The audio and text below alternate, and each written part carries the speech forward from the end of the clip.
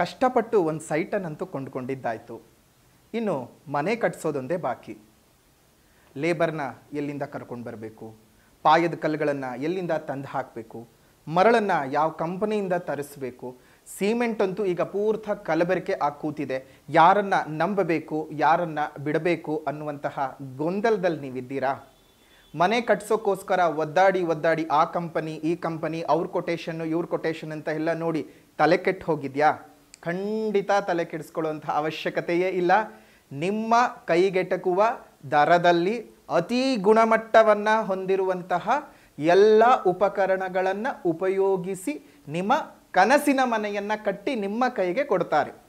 ಪಾಯದಿಂದ ಹಿಡಿದು ಗೃಹ ಪ್ರವೇಶದವರೆಗೂ ಬೇಕಾಗಿರುವಂತಹ ಸಕಲ ಸೌಲಭ್ಯವನ್ನು ಇದೊಂದೇ ಕಂಪನಿಯವರು ಒಂದೇ ರೂಫಿನ ಕೆಳಗಡೆ ನಿಮಗೆ ಒದಗಿಸ್ತಾ ಇದ್ದಾರೆ. ಆಶ್ಚರ್ಯ ಆಗ್ತಿದೆ ಅಲ್ವಾ? ಏನಪ್ಪ, ಪಾಯದಿಂದ ಹಿಡಿದು ಆರ್ಕಿಟೆಕ್ಟ್ ವಿಚಾರ ಆಗಿರಬಹುದು, ಫರ್ನಿಚರ್ ವಿಚಾರ ಆಗಬಹುದು, ಎಲ್ಲನೂ ನಮ್ಗೆ ಇದು ಮಾಡಿಕೊಡ್ತಾ ಇದ್ದಾರೆ. ಯಾರು ಕಂಪನಿ, ಎಲ್ಲಿದೆ ಅಂತ ಕೇಳ್ತಾ ಇದ್ದೀರಾ?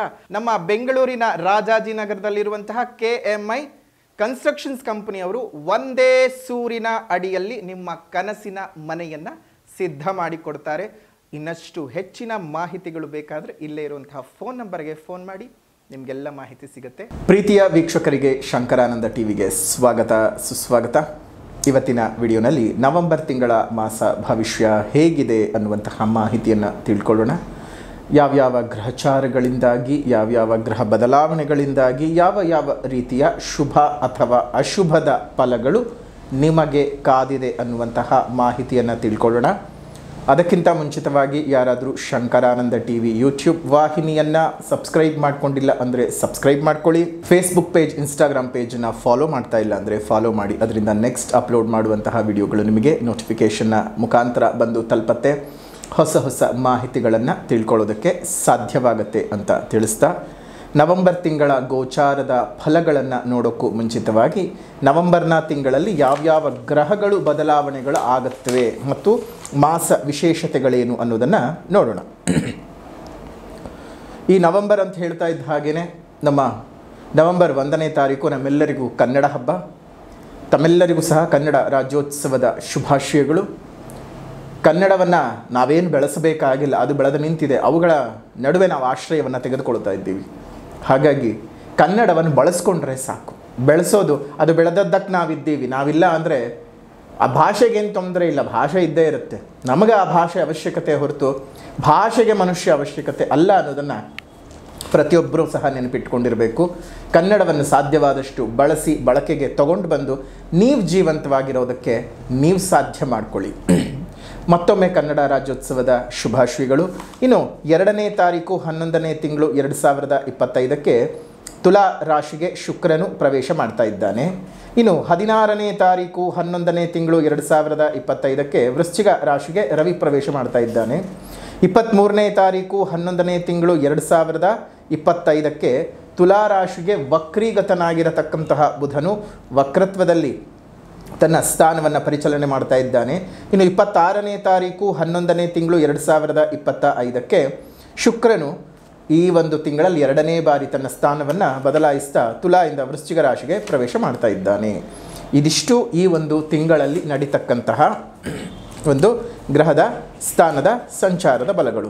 ಇನ್ನು ವಿಶೇಷತೆ ಅಂತ ನೋಡೋದಾಯಿತು ಅಂದರೆ ಈ ತಿಂಗಳಲ್ಲಿ ಯಾವ್ಯಾವ ದಿನಾಂಕಗಳಲ್ಲಿ ಯಾವ್ಯಾವ ರೀತಿಯಾಗಿರ್ತಕ್ಕಂತಹ ವಿಶೇಷವಾದಂತಹ ದಿನಮಾನಗಳಿದ್ದಾವೆ, ಅದರಿಂದ ನಿಮಗೇನು ಅನುಕೂಲಗಳಾಗಬಹುದು, ನಿಮ್ಮ ಜೀವನದಲ್ಲಿ ಯಾವ್ಯಾವ ರೀತಿಯಲ್ಲಿ ಬದಲಾವಣೆಗಳನ್ನು ನೀವು ತಗೊಂಡು ಬರಬಹುದು ಅನ್ನೋದಾಯಿತು ಅಂತ ಹೇಳಿದ್ರೆ ನೋಡಿ. ಹೇಗಿದ್ದರೂ ಕಾರ್ತಿಕ ಮಾಸ ನಡೀತಾ ಇದೆ. 2ನೇ ತಾರೀಕು ಭಾನುವಾರದಂದು ದ್ವಾದಶಿ ತಿಥಿ ದಿವಸ, ಅದನ್ನು ಉತ್ಥಾನ ದ್ವಾದಶಿ ಅಂತ ಕರಿತೀವಿ. ಜೊತೆಗೆ ತುಳಸಿ ಪೂಜೆ ಸಹ ಇರತಕ್ಕಂತಹದ್ದು. ಈ ತುಳಸಿ ಪೂಜೆಯನ್ನು ತುಂಬ ಜನರು ಮಾಡ್ತಾ ಇದ್ದಾರೆ. ಪರಂಪರೆಗಳಲ್ಲಿ ಮಾತ್ರ ತುಳಸಿ ಪೂಜೆಯನ್ನು ಮಾಡ್ಕೊಂಡು ಬರ್ತಾ ಇದ್ರು. ಆದರೆ ಇತ್ತೀಚಿನ ಕಾಲಘಟ್ಟದಲ್ಲಿ ಪ್ರತಿಯೊಬ್ಬರೂ ಸಹ ಅದನ್ನು ರೂಢಿ ಮಾಡಿಕೊಂಡು ತುಳಸಿಯನ್ನು ಪೂಜೆ ಮಾಡೋದಕ್ಕೆ ಶುರು ಮಾಡಿದ್ದಾರೆ. ಹಾಗಾಗಿ ತುಳಸಿ ಪೂಜೆ ಇರತಕ್ಕಂಥದ್ದು 2ನೇ ತಾರೀಕು. ಇನ್ನು 3ನೇ ತಾರೀಕು ಕಾರ್ತಿಕ್ ಸೋಮವಾರ ಇದೆ. ಕಾರ್ತಿಕ್ ಸೋಮವಾರದ ವ್ರತ ಯಾರಾದರೂ ಮಾಡ್ತಾ ಇದ್ದೀನಿ ಅಂತಂದರೆ ಆ ಕಾರ್ತಿಕ್ ಸೋಮವಾರದ ವ್ರತವನ್ನು ಸಹ ನೀವು ಮಾಡಿಕೊಳ್ಬಹುದು. ಅದೇ ರೀತಿಯಾಗಿ ಇನ್ನೊಂದಷ್ಟು ವಿಶೇಷಗಳನ್ನು ನೋಡೋದಾಯಿತು ಅಂದರೆ 8ನೇ ತಾರೀಕು 11ನೇ ತಿಂಗಳು 2025ಕ್ಕೆ ಸಂಕಷ್ಟಹರ ಚತುರ್ಥಿ ಇರತಕ್ಕಂಥದ್ದು. ಜೊತೆಗೆ ಅವತ್ತೇ ಶ್ರೀ ಕನಕದಾಸರ ಜಯಂತಿ ಸಹ ಇದೆ. ನೋಡಿ, ದಾಸ ಪರಂಪರೆಯಲ್ಲಿ ಕನಕದಾಸರದ್ದು ಬಹಳ ಶ್ರೇಷ್ಠ ಸ್ಥಾನ. ಆ ಶ್ರೀಹರಿಯ ಕುರಿತಾಗಿ, ಕೃಷ್ಣನ ಕುರಿತಾಗಿ ಅವರು ಮಾಡಿದಂತಹ ಅನೇಕ ಕೀರ್ತನೆಗಳು ಇವತ್ತಿಗೂ ಸಹ ನಮ್ಮ ಕಣ್ಮುಂದೆ ಇರತಕ್ಕಂಥದ್ದು, ಕಿವಿಗಳಲ್ಲಿ ಕೇಳಿಸ್ಕೊಳ್ತಿದ್ದೀವಿ. ನಾಲಿಗೆಗಳಲ್ಲಿ ಆ ಕೀರ್ತನೆಗಳನ್ನು, ದಾಸರ ಪದಗಳನ್ನು ನುಡಿತಾ ಬರ್ತಾ ಇದ್ದೇವೆ. ಅದಕ್ಕೆ ಆ ಒಂದು ಕನಕದಾಸ ಜಯಂತಿ ಸಹ ಇರತಕ್ಕಂಥದ್ದು. ಅವರಿಗೂ ಸಹ ನೀವು ಆ ವಾಚ ಮನಸ ಒಂದು ಪ್ರೀತಿಯ ಒಂದು ಅರ್ಪಣೆಯನ್ನು ಮಾಡಿ. ಅದೇ ರೀತಿಯ ಕೊನೆ ಕಾರ್ತಿಕ್ ಸೋಮವಾರ ಇರ್ತಕ್ಕಂಥದ್ದು 17ನೇ ತಾರೀಕು 11ನೇ ತಿಂಗಳು 2025. ಕಾರ್ತೀಕ ಮಾಸ ಮಾಡ್ತಕ್ಕಂಥವ್ರಿಗೆ ಅದು ಬಹಳ ಪರ್ವಕಾಲ. ಕೆಲವೊಬ್ಬರಿಗೆ ವ್ರತ 4 ಅಥವಾ 5 ಸೋಮವಾರಗಳು ಬಂದ ಸಂದರ್ಭಕ್ಕೆ ವ್ರತವನ್ನು ಮಾಡ್ತಾ ಇರ್ತಾರೆ, ಕಾರ್ತೀಕ ಸೋಮವಾರದ ವ್ರತ.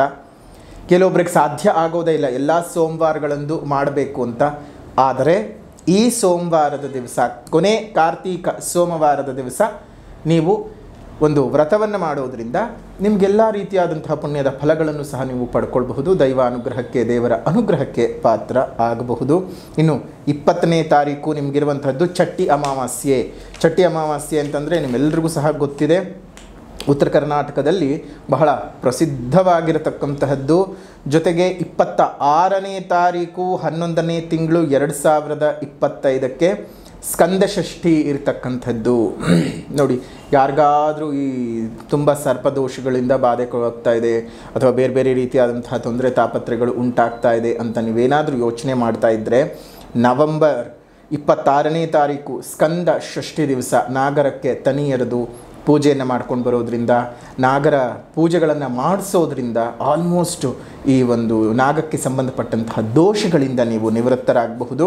ಒಟ್ಟಾರೆಯಾಗಿ ಈ ತಿಂಗಳು ಬಹಳ ಬಹಳ ಬಹಳ ಅತ್ಯದ್ಭುತವಾಗಿರತಕ್ಕಂತಹ ಒಂದು ದಿನಮಾನಗಳು ಇರತಕ್ಕಂಥದ್ದು. ಕಾರ್ತೀಕ್ ಮಾಸ ಬೇರೆ ನಡೀತಾ ಇದೆ. ನಿಮ್ಮೆಲ್ಲರಿಗೂ ಸಹ ಶುಭವಾಗಲಿ, ಮಂಗಳವಾಗಲಿ, ನಿಮ್ಮೆಲ್ಲ ಜೀವನದಲ್ಲೂ ಸಹ ಅಭಿವೃದ್ಧಿಯಾಗಲಿ. ಇನ್ನು ಈ ಗ್ರಹದ ಸಂಚಾರದ ಫಲಗಳಿಂದ ನಿಮಗೆ ಯಾವ ರೀತಿಯಾಗಿರ್ತಕ್ಕಂತಹ ಶುಭಾಶುಭ ಫಲಗಳಿದ್ದಾವೆ ಅನ್ನೋದನ್ನು ಈಗ ಗಮನಿಸೋಣ. ನೋಡಿ, ಕರುಂಗಾಲಿ ಮಾಲೆ ಅಲ್ಲಿ ಅಂಗಡಿಯಲ್ಲಿ ಸಿಗುತ್ತೆ ಅಂತ ಹೋಗಿ ನೀವು ನೇರವಾಗಿ ತಗೊಂಡು ಬಂದು ಹಾಕ್ಕೊಳ್ಳೋದ್ರಿಂದ ಯಾವುದೇ ರೀತಿಯಾಗಿ ಉಪಯೋಗ ಇರೋದಿಲ್ಲ. ಯಾಕೆ ಅಂತ ಹೇಳಿದ್ರೆ, ಬ್ಲ್ಯಾಕ್ ಎಬೋನಿ ಮರದಿಂದ ತಯಾರಾಗುವಂತಹ ಈ ಒಂದು ವಿಶೇಷವಾದಂತಹ ಕರುಂಗಾಲಿ ಮಾಲೆಯನ್ನು ಹಾಕ್ಕೊಳ್ಬೇಕಂದ್ರೆ ಕೆಲವೊಂದು ನಿಯಮಗಳನ್ನು ನೀವು ಫಾಲೋ ಮಾಡಲೇಬೇಕು. ನೋಡಿ, ಮೊದಲನೇದಾಗಿ ನಿಮ್ಮ ಹೆಸರು, ರಾಶಿ, ನಕ್ಷತ್ರ, ಗೋತ್ರಕ್ಕೆ ಅನುಸಾರವಾಗಿ ಸಿದ್ಧಿ ಮಾಡಿ ಪೂಜಿಸಿರುವಂತಹ ಮಾಲೆಯನ್ನು ಮಾತ್ರವೇ ನೀವು ಧರಿಸಬೇಕು. ಅದ್ರ ಜೊತೆಗೆ ಕೆಲವೊಂದು ನಿಯಮಗಳಿದ್ದಾವೆ. ಏನಪ್ಪ ನಿಯಮಗಳು ಅಂತ ಹೇಳಿದ್ರೆ, ಸಾವಿನ ಮನೆಗೆ, ಸೂತಕದ ಮನೆಗೆ ಹೋಗಬಾರ್ದು, ಇದನ್ನು ಧರಿಸಿಕೊಂಡು ಮಲಕ್ಕೊಳ್ಬಾರ್ದು, ಇದನ್ನು ಧರಿಸಿ ಶೌಚಾಲಯಗಳನ್ನು, ಸ್ನಾನಗಳನ್ನು ನೀವು ಮಾಡಬಾರ್ದು. ಅದೇ ರೀತಿಯಾಗಿ ಯಾವುದೇ ರೀತಿಯಾಗೂ ಸ್ಮಶಾನಗಳಿಗೆ ಮಾಲೆಯನ್ನು ಧರಿಸಿ ನೀವು ಹೋಗಬಾರ್ದು. ಇನ್ನು ಆಹಾರದ ವಿಚಾರ ಅಂತ ಬಂದಾಗ, ಆಹಾರದಲ್ಲಿ ನಿಮಗಂಥ ಯಾವುದೇ ರೀತಿಯಾದ ರಿಸ್ಟ್ರಿಕ್ಷನ್ ಏನೂ ಇಲ್ಲ. ಯಾಕಂದರೆ ಇದು ಮೂಲತಃವಾಗಿ ಆಹಾರವನ್ನು ಮೀರಿದಂಥದ್ದು ಆಗಿರೋದ್ರಿಂದ ಕೆಲವೊಂದು ಎನರ್ಜಿಗಳು ನಿಮ್ಮ ದೇಹದಲ್ಲಿ ಆಹಾರದಿಂದ ಏನು ಬರೋದಿಲ್ಲ, ನಮ್ಮ ರೀತಿ ಮತ್ತು ನಡವಳಿಕೆಯಿಂದ ಬರುತ್ತೆ. ಸಿದ್ಧಿ ಮಾಡಿ ಪೂಜೆ ಹೇಗೆ ಸಿಗುತ್ತೆ, ಏನು ಮಾಡಬೇಕು ಅಂತ ಅಂದ್ಕೊಳ್ತಿದ್ದೀರಾ?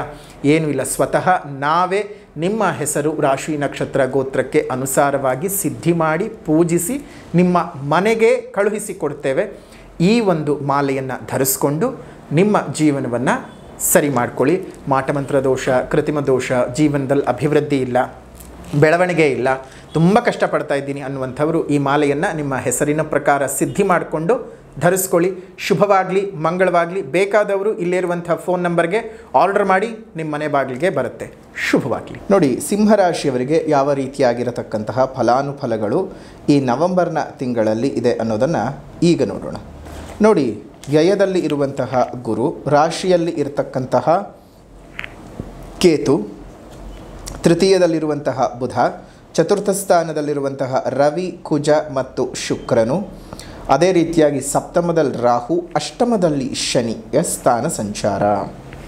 ಈ ಒಂದು ಎಲ್ಲ ಪ್ರಭಾವಗಳಿಂದಾಗಿ ಯಾವ ರೀತಿಯಾದಂತಹ ಫಲಾನುಫಲಗಳು ಸಿಂಹರಾಶಿಯವರಿಗೆ ಉಂಟಾಗಬಹುದು ಅಂತ ನೋಡೋದಾಯಿತು ಅಂದರೆ, ತುಂಬ ದೃಷ್ಟಿದೋಷಗಳು ಉಂಟಾಗ್ತಾ ಇರುತ್ತೆ ಮತ್ತು ಈ ನೆಗೆಟಿವಿಟಿಯಿಂದ ತುಂಬ ಪ್ರಾಬ್ಲಮ್ಗಳು ಬರ್ತಾ ಇರುವಂಥದ್ದು, ದೇಹದಲ್ಲಿ ಅನಾಯಾಸಗಳು ಮತ್ತು ದೇಹಕ್ಕೆ ಏನೇನೋ ಯಾವುದೋ ಒಂದು ರೀತಿ ತೊಂದರೆ ತಾಪತ್ರೆಗಳೆಲ್ಲ ಉಂಟಾಗ್ತಾ ಇರತಕ್ಕಂಥದ್ದು ಆ ರೀತಿಯಾಗಿ ಆಗುತ್ತೆ.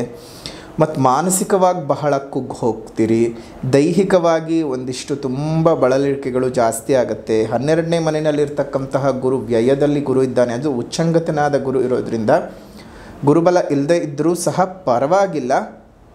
ಆದ್ರೂ 12ನೇ ಮನೆ ಆದ್ದರಿಂದ ಅವನೇನು 100ರಷ್ಟು ತೊಂದರೆಗಳನ್ನು ಕೊಡಬೇಕು, ಅರ್ಧದಷ್ಟು ಕಡಿತ ಮಾಡಿ ಇನ್ನು ಅರ್ಧದಷ್ಟು ಮಾತ್ರ ತೊಂದರೆಗಳನ್ನು ಕೊಡುವಂತಹದ್ದು. ಇನ್ನು ಸಪ್ತಮಕ್ಕೆ ರಾಹು ಇರೋದರಿಂದ ಗಂಡ ಹೆಂಡತಿ ಮತ್ತು ಸಾಂಸಾರಿಕ ಜೀವನದ ವಿಚಾರಗಳಿಗೆ ಈ ಕಾಲ ಬಹಳ ಅಸೌಕರ್ಯವಾಗಿ ಇರುತ್ತೆ.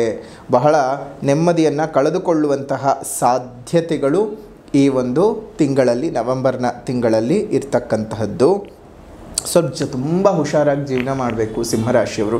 ಅದರಲ್ಲೂ ಈ ಸೊಂಟದಿಂದ ಕೆಳಗಿನ ಭಾಗಕ್ಕೆ ಬಹಳ ತೊಂದರೆಗಳಿದ್ದಾವೆ. ಒಂದಿಷ್ಟು ಓಡಾಡೋದಕ್ಕೆಲ್ಲ ತೊಂದರೆ ತಾಪತ್ರೆಗಳಾಗಬಹುದು. ಎಲ್ಲಾದರೂ ಒಂದು ಕಡೆ ನೀವು ಜೀವನವನ್ನು ಮಾಡಬೇಕು ಅಂದರೆ ಬಹಳ ಕಷ್ಟವಾಗಿಬಿಡುತ್ತೆ. ದೈಹಿಕವಾಗಿ ಬಹಳ ಹಿಂಸೆಗಳನ್ನು ಅನುಭವಿಸ್ಕೊಳ್ಬೇಕಾಗಿರತಕ್ಕಂತಹ ಒಂದು ದಿನಮಾನಗಳನ್ನು ಈ ಒಂದು ತಿಂಗಳಲ್ಲಿ ನೀವು ನೋಡ್ತೀರಿ. ಇನ್ನು ಧನಾಧಿಪತಿಯಾಗಿರ್ತಕ್ಕಂತಹ ಬುಧನು ತೃತೀಯ ಸ್ಥಾನದಲ್ಲಿ ಇರೋದರಿಂದಾಗಿ ಆ ತೃತೀಯ ಸ್ಥಾನದಲ್ಲಿ ಬರೋ ಹಲವಾರು ರೀತಿಯಲ್ಲಿ ನಿಮ್ಮ ಕೈ ಹಾಕಿದಂತಹ ಕೆಲಸ ಕಾರ್ಯಗಳಲ್ಲಿ ಹಿನ್ನಡೆ ಆಗುತ್ತೆ. ಯಾವುದರಲ್ಲೂ ಯಶಸ್ಸು ಅನ್ನೋದು ಸಿಕ್ಕೋದಿಲ್ಲ. ಎಲ್ಲ ಒಂದು ಪ್ರಯತ್ನಗಳು ಸಹ ವೈಫಲ್ಯವನ್ನೇ ನೋಡ್ತಾ ಇರುತ್ತೆ ಹೊರತು ಸಾಫಲ್ಯದ ಕಡೆಗೆ ಯಾವುದೂ ಹೋಗೋದಿಲ್ಲ. ಇನ್ನು ಚತುರ್ಥದಲ್ಲಿರ್ತಕ್ಕಂತಹ ರವಿ ಕುಜ ಶುಕ್ರನ ಪ್ರಭಾವದಿಂದಾಗಿ ಏನಾದರೂ ಈ ಸ್ಥಿರ ಆಸ್ತಿಯ ಮಾರಾಟಗಳೇನಾದರೂ ಇದ್ದರೆ, ಆಸ್ತಿ ವಿಚಾರದಲ್ಲಿ ಏನಾದರೂ ಒಂದಿಷ್ಟು ಏರಿಳಿತಗಳೇನಾದರೂ ಇತ್ತು ಅಂತ ಹೇಳಿತ್ತು ಅಂತಂದ್ರೂ ಅದೆಲ್ಲವೂ ಸಹ ಸರಿ ಹೋಗುತ್ತೆ. ಕೊಂಡುಕೊಳ್ಳೋದು ಅಥವಾ ಮಾರೋದಕ್ಕೆ ಈ ಒಂದು ಕಾಲ ಬಹಳ ಪ್ರಶಸ್ತವಾಗಿ ಇರತಕ್ಕಂತಹದ್ದು. ಇನ್ನು ಕೇತುವಿನ ದೃಷ್ಟಿ ತೃತೀಯ ಸ್ಥಾನದ ಮೇಲೆ ಇರೋದರಿಂದಾಗಿ ಈ ಅಣ್ಣ ತಮ್ಮಂದರು ಒಡಹುಟ್ಟಿದವರ ಆರೋಗ್ಯಕ್ಕಿದು ಕ್ಷೇಮ ಅಲ್ಲ ಮತ್ತು ನಿಮ್ಮ ಪ್ರಯತ್ನಗಳಿಗೂ ಇದು ಕ್ಷೇಮ ಅಲ್ಲ. ಇದ್ದಕ್ಕಿದ್ದ ಹಾಗೆ ಅವ್ರಗಳ ನಡುವೆ ಜಗಳಗಳು ಜಾಸ್ತಿ ಆಗುವಂತಹದ್ದಿರಬಹುದು, ಅಥವಾ ನಿಮಗೆ ಒಂದು ಹಂತದಲ್ಲಿ ಅವರ ಮೇಲೆ ಅಸಮಾಧಾನಗಳು ಜಾಸ್ತಿ ಆಗುವಂತಹದ್ದಿರಬಹುದು. ಇಲ್ಲ ಅಂತ ಹೇಳಿದ್ರೆ ಅವರಿಗೆ ಅನಾರೋಗ್ಯದ ತೊಂದರೆಗಳು ಜಾಸ್ತಿ ಆಗುವಂಥದ್ದು ಈ ರೀತಿಯಾಗಿ ಹೆಚ್ಚಿನ ಪ್ರಮಾಣದಲ್ಲಿ ಸಿಂಹರಾಶಿಯವರಿಗೆ ನಡೀತಾ ಹೋಗುತ್ತೆ. ಇನ್ನು ಸಪ್ತಮ ಭಾವದಲ್ಲಿ ರಾಹು ಇರೋದರಿಂದ ಇದು ನಿಮ್ಮ ಸಂಗಾತಿಯ ಕ್ಷೇಮಕ್ಕೆ ಯೋಗ ಇರುವಂತಹ ಸಮಯ ಅಲ್ಲ, ಯೋಗ್ಯವಲ್ಲದ ಸಮಯ. ನಿಮ್ಮ ಸಂಗಾತಿಯ ಜೀವನಕ್ಕೆ ಏನಾದರೂ ಒಂದಿಷ್ಟು ಸಮಸ್ಯೆಗಳು ಜಾಸ್ತಿ ಆಗಬಹುದು. ಗಂಡ ಹೆಂಡತಿರ ನಡುವೆ ವೈಮನಸ್ಯಗಳು ಜಾಸ್ತಿ ಆಗುವಂಥದ್ದಿರಬಹುದು. ತಾಪತ್ರೆಗಳು ಬಹಳ ಅತ್ಯಧಿಕವಾಗಿ ಹೋಗ್ತಾನೆ ಹೋಗುತ್ತೆ. ಯಾವುದರಲ್ಲೂ ನೆಮ್ಮದಿ ಇಲ್ಲದ ವಾತಾವರಣವನ್ನು ನೀವು ಗಮನಿಸಬೇಕಾಗತ್ತೆ. ಬಹಳ ಜಾಗ್ರತೆಯಾಗಿ ಜೀವನವನ್ನು ನೀವು ಮಾಡಬೇಕು. ಇನ್ನು ಅಷ್ಟಮದ ಶನಿಯ ಪ್ರಭಾವದಿಂದಾಗಿ ಈಗಾಗಲೇ ಅಷ್ಟಮ ಶನಿಯ ಪೀಡೆ ನಿಮಗೆಲ್ಲರಿಗೂ ಸಹ ಬಹಳ ತುಂಬ ಹಿಂಸೆ ಕೊಡ್ತಾ ಇದೆ. ಹಾಗಾಗಿ ಅಷ್ಟಮ ಶನಿಯ ಪೀಡೆಯಿಂದ ತಪ್ಪಿಸ್ಕೊಳ್ಬೇಕು ಅಂದರೆ ಇದನ್ನು ಯಾವುದೇ ರಾಶಿಯವರು ಬೇಕಾದರೂ ಮಾಡಿಕೊಳ್ಬಹುದು. ಎಳ್ಳನ್ನು ಒಂದು ಸ್ವಲ್ಪ ಬೆಲ್ಲವನ್ನು ಸೇರಿಸಿ, ಕಪ್ಪು ಎಳ್ಳನ್ನು ಬೆಲ್ಲದೊಟ್ಟಿಗೆ ಸೇರಿಸಿ ಕುಟ್ಟಿ ಅದನ್ನು ಒಂದು ಮಹಿಷನ ಆಕೃತಿಯಲ್ಲಿ, ಅಂದರೆ ಒಂದು ಕೋಣದ ಆಕೃತಿಯಲ್ಲಿ, ನಿಮ್ಮ ಕೈನಲ್ಲಿ ಯಾವ ಆಕೃತಿ ಬರುತ್ತೆ ಮಾಡಿ, ಸುಮ್ಮನೆ 4 ಕಾಲು, ಒಂದು ಹೊಟ್ಟೆ ಭಾಗ, ತಲೆ ಭಾಗ, ಕೋಡುಗಳು, ಬಾಲವನ್ನು ಮಾಡಿ ಅದನ್ನು ಯಾವುದಾದ್ರೂ ಅರಳಿ ಮರದ ಬುಡದಲ್ಲಿ ಇಟ್ಟು ಅಷ್ಟಗಂಧವನ್ನು ಹಾಕಿ ಪೂಜೆ ಮಾಡಿ ಆ ಮರಕ್ಕೆ 11 ಪ್ರದಕ್ಷಿಣೆ ಹಾಕಿ ತಿರುಗಿ ನೋಡಿದ ಹಾಗೆ ಬಂದುಬಿಡಿ. 8 ಶನಿವಾರಗಳ ದಿವಸ ಈ ರೀತಿ ಮಾಡೋದ್ರಿಂದ ಈ ಅಷ್ಟಮ ಶನಿಯ ಪೀಡೆ ನಿಮಗೆ ನಿವೃತ್ತಿ ಆಗುತ್ತೆ. ಇದು ತುಂಬ ಸರಳವಾಗಿ ಯಾರು ಬೇಕಾದರೂ ಮಾಡಿಕೊಳ್ಳಬಹುದಾಗಿರ್ತಕ್ಕಂತಹ ಪರಿಹಾರವಾದ್ದರಿಂದ ಎಲ್ಲರೂ ಸಹ ಈ ಅಷ್ಟಮ ಶನಿಯ ಪೀಡೆ ನಿಮಗೆ ಬಂದಿರಲಿ ಅಥವಾ ನಿಮ್ಮ ಸುತ್ತಮುತ್ತ ಯಾರಿಗೆ ಬಂದಿದ್ದರೂ ಸಹ ಅವ್ರಿಗೆ ಹೇಳಿ ಈ ಪರಿಹಾರವನ್ನು ಮಾಡಿಸಿ. ಅದರಿಂದ ಬಹಳ ಅನುಕೂಲತೆಗಳು ನಿಮಗೆ ಉಂಟಾಗತ್ತೆ. ಅಷ್ಟು ಮಾತ್ರ ಅಲ್ಲದೆ ಈ ಒಂದು ಸಮಯದಲ್ಲಿ ತುಂಬ ಅನಾರೋಗ್ಯಗಳು ಉಂಟಾಗುವಂತಹ ಸಾಧ್ಯತೆಗಳಿದೆ. ಜಾಗ್ರತೆಯಾಗಿರುವಂಥದ್ದು ತುಂಬಾ ಒಳ್ಳೆಯದು. ನೋಡಿ, ಈ ಒಂದು ನವೆಂಬರ್ನ ತಿಂಗಳಲ್ಲಿ ಇನ್ನೊಂದಷ್ಟು ಫಲಗಳನ್ನು ನೋಡೋದಾಯಿತು ಅಂತ ಹೇಳಿದ್ರೆ ಸಿಂಹರಾಶಿಯವರಿಗೆ ವ್ಯಾಪಾರ ವ್ಯವಹಾರಗಳಲ್ಲಿ ಬಹಳ ಒಂದಿಷ್ಟು ಏರಿಳಿತಗಳನ್ನು ನೀವು ನೋಡಬೇಕಾಗತ್ತೆ. ಸ್ವಲ್ಪ ತಾಳ್ಮೆಯಾಗಿದ್ದು ಜೀವನವನ್ನು ಮುಂದುವರಿಸಬೇಕು. ಅದರಲ್ಲೂ ಯಾವುದೇ ರೀತಿಯಾಗಿ ಆತುರದ ನಿರ್ಧಾರಗಳನ್ನು ತೆಗೆದುಕೊಳ್ಳೋದು ಬೇಡ. ಏನೇ ಆದ್ರೂ ಸ್ವಲ್ಪ ತಾಳ್ಮೆಯಾಗಿದ್ದು ಜೀವನವನ್ನು ಮುಂದುವರಿಸಿ. ಆರ್ಥಿಕ ಪರಿಸ್ಥಿತಿ ಬಹಳ ಕಷ್ಟದಾಯಕವಾಗಿರುತ್ತೆ. ಅಗತ್ಯಕ್ಕೆ ತಕ್ಕ ಹಾಗೆ ಬರಬೇಕಾದಂತಹ ಆರ್ಥಿಕ ಮೂಲಗಳು ಸಹ ಬರದೆ ಹೋಗಬಹುದು. ಅಧಿಕಾರಿಗಳಿಂದ ಉದ್ಯೋಗದಲ್ಲಿ ಒಂದಿಷ್ಟು ಟೀಕೆ ಟಿಪ್ಪಣಿಗಳನ್ನು ನೀವು ಅನುಭವಿಸಬೇಕಾಗತ್ತೆ. ನಿಮ್ಮ ಮೇಲೆ ಸುಮ್ಮನೆ ಆರೋಪ ಅಪವಾದಗಳು ಬರ್ತಕ್ಕಂತಹ ಒಂದು ಸಂದರ್ಭಗಳು ಉಂಟಾಗ್ಬಿಡುತ್ತೆ. ಜಾಗ್ರತೆಯಾಗಿ ಜೀವನವನ್ನು ಮಾಡಬೇಕು. ವ್ಯಾಪಾರ ವ್ಯವಹಾರಗಳಲ್ಲಿ ಒಂದಷ್ಟು ಗೊಂದಲಗಳು ಉತ್ಪತ್ತಿಯಾಗುತ್ತೆ. ಬಂಧು ಮಿತ್ರರೊಟ್ಟಿಗೆ ಬಹಳ ವಿರೋಧಾಭಾಸಗಳನ್ನು ನೋಡ್ತೀರಿ ಮತ್ತು ಬಹಳ ಹಿನ್ನಡೆಯನ್ನು ಅವರ ವಿಚಾರಗಳಲ್ಲಿ ನೀವು ಗಮನಿಸಬೇಕಾಗ್ತದೆ. ನಿಮ್ಮ ಮಕ್ಕಳ ಶಿಕ್ಷಣದ ವಿಚಾರದಲ್ಲಿ ಹಿನ್ನಡೆಯನ್ನು ನೀವು ನೋಡ್ತೀರಿ. ಕೈಗಾರಿಕೋದ್ಯಮಿಗಳಿಗೆ ಈ ಕಾಲ ಬಹಳ ಒಂದು ಸರಿ ಇಲ್ಲದ ಕಾಲ ಅಂತಲೇ ಹೇಳಬಹುದು. ಸ್ನೇಹಿತರಿಂದ ಒಂದಷ್ಟು ದೂರು ದುಮ್ಮಾನಗಳನ್ನು ಈ ತಿಂಗಳಲ್ಲಿ ನೀವು ಹೊತ್ಕೊಳ್ಬೇಕಾಗತ್ತೆ. ಜಾಗ್ರತೆಯಾಗಿದ್ದು ಜೀವನವನ್ನು ಮುಂದುವರಿಸಿ. ಸೊ ಒಟ್ಟಾರೆಯಾಗಿ ಸಿಂಹ ರಾಶಿಯವರಿಗೆ ಈ ಒಂದು ತಿಂಗಳು ಬಹಳ ಒಂದಷ್ಟು ಕಷ್ಟ ಕಾರ್ಪಣ್ಯಗಳು ಇದ್ದಾವೆ ಅಂತಲೇ ಹೇಳಬೇಕಾಗತ್ತೆ. ಹುಷಾರಾಗಿದ್ದು ಜೀವನನ ಮುಂದುವರಿಸಿ. ಸಿಂಹರಾಶಿಯವರ ನವೆಂಬರ್ ತಿಂಗಳ ಮಾಸ ಭವಿಷ್ಯ ಈ ರೀತಿಯಾಗಿದೆ. ಇನ್ನು ಪರಿಹಾರದ ಕ್ರಮ ಅಂತ ಬಂದಾಗ ಮೊದಲನೇದಾಗಿ ಸಾಮಾಜಿಕ ಪರಿಹಾರ. ಪ್ರಕೃತಿಯನ್ನು ಉಳಿಸಿ, ಪ್ರಕೃತಿಯನ್ನು ಬೆಳೆಸಿ, ಇನ್ನಿತರ ಜೀವಜಂತುಗಳಿಗೆ ಒಂದಿಷ್ಟು ಆಶ್ರಯ ಆಗಿರಿ. ಮುಂದಿನ ಪೀಳಿಗೆಯ ಉಸಿರು ಚೆನ್ನಾಗಿರಬೇಕಂದ್ರೆ ಹಿಂದೆ ಹಸಿರನ್ನು ಉಳಿಸ್ಕೊಳ್ಬೇಕು. ಹಸಿರನ್ನು ಉಳಿಸ್ಕೊಳ್ಳೋದ್ರ ಬಗ್ಗೆ ಜಾಗೃತರಾಗಿರಿ. ಸಾಧ್ಯವಾದ ಕಡೆ ಗಿಡಗಳನ್ನು ನೆಟ್ಟು ಪೋಷಣೆ ಮಾಡಿ. ಮತ್ತು ನಿಮ್ಮ ಸುತ್ತಮುತ್ತ ಇರುವಂತಹ ಉದ್ಯಾನವನಗಳಲ್ಲಿ ಒಂದೊಂದು ಹಣ್ಣಿನ ಗಿಡಗಳನ್ನು ಕೊಟ್ಟು ಪೋಷಣೆ ಮಾಡೋಕ್ಕೆ ಹೇಳಿ. ನೀವು ಕೊಡುವಂತಹ ಆ ಹಣ್ಣಿನ ಗಿಡಗಳು ಅನೇಕ ಪ್ರಾಣಿಗಳಿಗೆ, ಪಕ್ಷಿಗಳಿಗೆ ಆಹಾರಕ್ಕೆ ಆಸರೆಯಾಗುತ್ತೆ. ಅಷ್ಟು ಮಾತ್ರ ಅಲ್ಲ, ಮುಂದೆ ಅವುಗಳು ಬೆಳೆದ ನಿಂತ ಕಾಲಕ್ಕೆ ಇಡೀ ಪ್ರಕೃತಿಯನ್ನು, ಪರಿಸರವನ್ನು ಕಾಪಾಡುತ್ತೆ. ನಮ್ಮೆಲ್ಲರಿಗೂ ಪ್ರಾಣವಾಯು, ಅವೆಲ್ಲಕ್ಕೂ ಪ್ರಾಣಕ್ಕಾಧಾರವಾಗಿರುವಂತಹ ಆಹಾರ ಎರಡೂ ಸಹ ಸಿಗೋ ಹಾಗೆ ಆಗುತ್ತೆ. ಶುಭವಾಗಲಿ, ಮಂಗಳವಾಗಲಿ. ಅದಾದ ನಂತರ ಆಧ್ಯಾತ್ಮಿಕ ಪರಿಹಾರ ಅಂತ ಬಂದ ಸಂದರ್ಭಕ್ಕೆ ನೀವೇನು ಮಾಡಬೇಕು, ಈ ಒಂದು ತಿಂಗಳಲ್ಲಿ ಶಿವ ಸಹಸ್ರನಾಮದ ಪಠಣವನ್ನು ಮಾಡ್ತಾ ಬನ್ನಿ. ಶಿವ ಸಹಸ್ರನಾಮದ ಪಠಣವನ್ನು ಪ್ರತಿನಿತ್ಯ ಸಂಜೆಯ ಹೊತ್ತು ಮಾಡೋದ್ರಿಂದ ಬಹಳ ಅನುಕೂಲತೆಗಳನ್ನು ಪಡ್ಕೊಳ್ಬಹುದು. ಶುಭವಾಗಲಿ, ಮಂಗಳವಾಗಲಿ. ನಿಮ್ಮೆಲ್ಲರ ಜೀವನದಲ್ಲಿರುವಂತಹ ದುರಿತಗಳು ನಾಶವಾಗಿ ಕಷ್ಟ ಕಾರ್ಪಣ್ಯಗಳೆಲ್ಲ ಹೋಗಲಿ ಅಂತ ಹೇಳ್ತಾ ಈ ಒಂದು ವಿಶೇಷವಾದ ನವೆಂಬರ್ ತಿಂಗಳ ಮಾಸ ಭವಿಷ್ಯ ಸಿಂಹರಾಶಿಯವರಿಗೆ ಹೇಗಿದೆ ಅನ್ನುವಂತಹ ಮಾಹಿತಿಯನ್ನು ಇಲ್ಲಿಗೆ ಮುಕ್ತಾಯ ಮಾಡೋಣ. ವಿಡಿಯೋ ಇಷ್ಟ ಆಗಿದ್ದರೆ ಲೈಕ್ ಮಾಡಿ, ಶೇರ್ ಮಾಡಿ, ಕಮೆಂಟ್ ಮಾಡಿ. ಮತ್ತೊಂದು ವಿಡಿಯೋನಲ್ಲಿ ಭೇಟಿ ಮಾಡ್ತೇವೆ. ಅಲ್ಲಿವರೆಗೂ ನಮಸ್ಕಾರ. ಲೋಕ ಸಮಸ್ತ ಸುಖಿನೋ ಭವಂತು, ಸಕಲ ಸನ್ಮಂಗಳಾನಿ ಭವಂತು, ಸರ್ವೇ ಜನಾಃ ಸುಖಿನೋ ಭವಂತು, ಸಮಸ್ತ ಸನ್ಮಂಗಳಾನಿ ಭವಂತು.